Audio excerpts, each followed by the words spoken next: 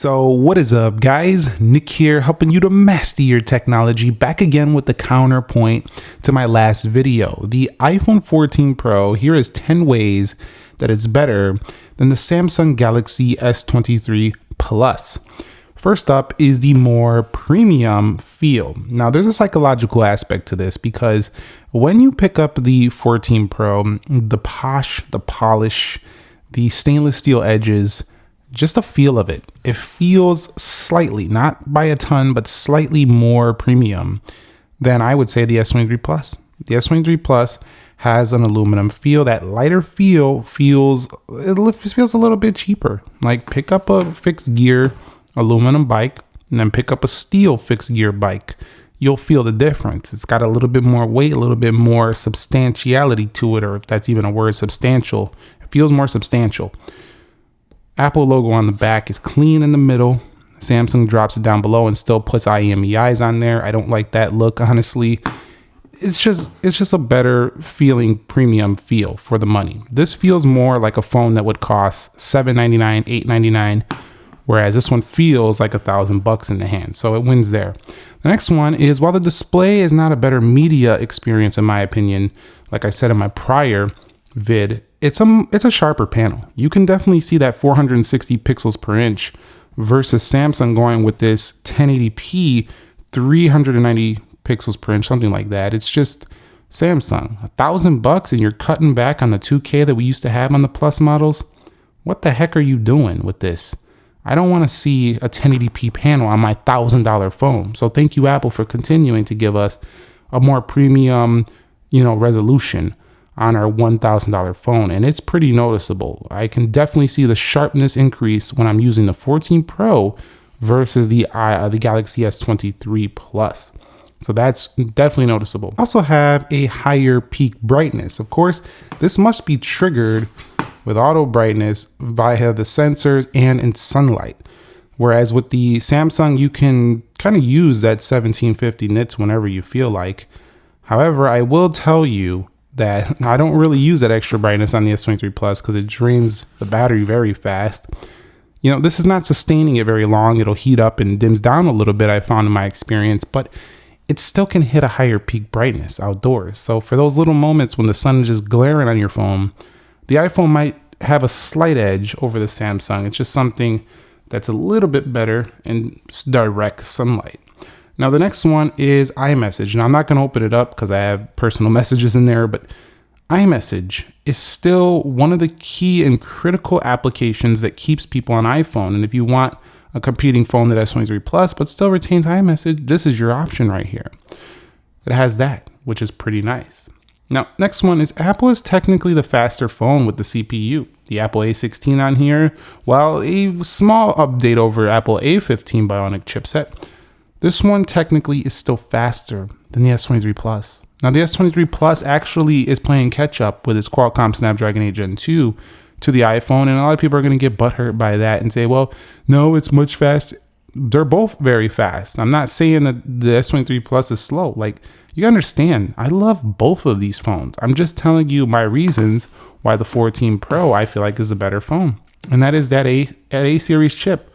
We know in the long haul, the A-series chips continue to perform like when they were new, especially on the more premium iPhones. And people say, well, Apple slows it down. It's planned. They're going to slow my phone down. No, they actually had a little scandal with that where people were calling them out for slowing down some phones. Actually, what they were trying to do was retain the battery so your battery wouldn't die based on efficiency. But no, this phone's not going to slow down over time. It's just not going to happen. So this is going to be really good to see how they perform long term. The next one, and this is an easy one, resale value. I don't know about you, but I can guarantee you the S23 Plus not being the Ultra and not being, the highest end Samsung, and potentially this line being dropped by Samsung due to the less popularity, I guarantee you're going to get $200 to $300, maybe $400 more in the long haul when you sell your iPhone 14 Pro. That is a huge reason to buy iPhone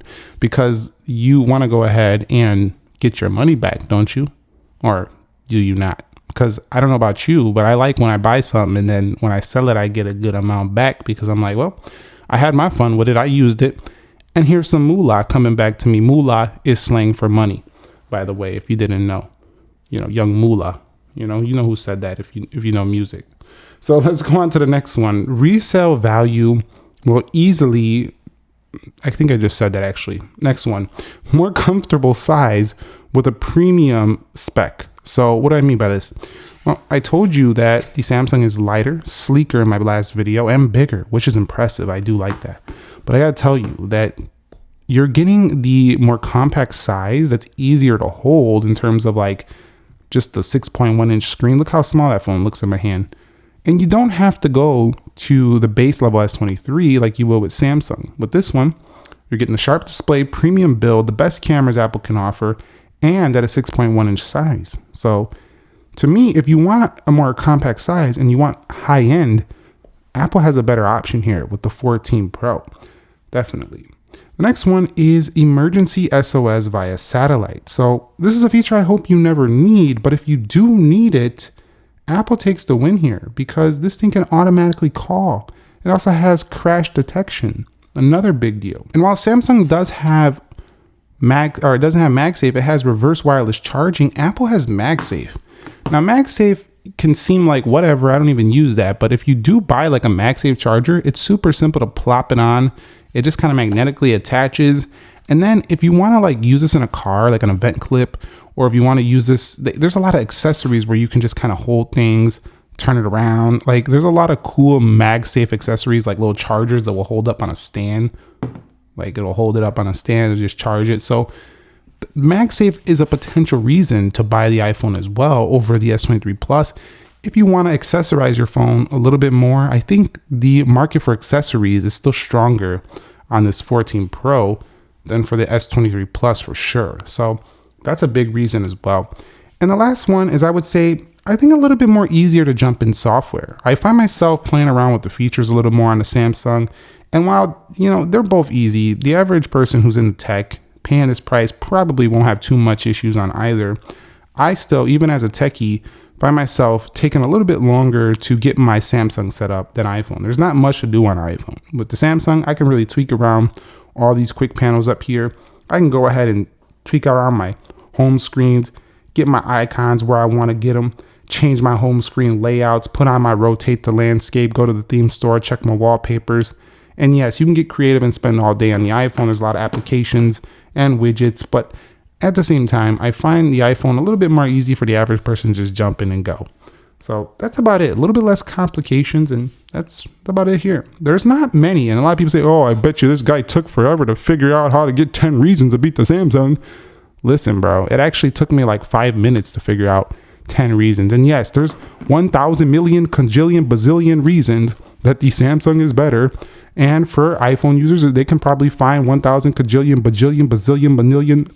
I'm making those words up because it's just ridiculous. You could spend all day finding reasons for the other. But these are some of the more core reasons I found, for me anyway, that the iPhone 14 Pro beats the S23 Plus. Now, if you don't agree with this, go watch my other video, why the S23 Plus beats the iPhone 14 Pro. My goal with these videos is to help you, if people, if they're like trying to find which phone is for them. I know a lot of people take this as entertainment, but my point is to try to help people get all the information they can. So when they go to make a decision at the store, they did not regret what they just purchased. So if you found this video helpful, entertaining, informing, click the thumbs up for me. Subscribe if you haven't already. Nick here. I got many more contents coming your way. I'll catch you all in the very next episode, and peace.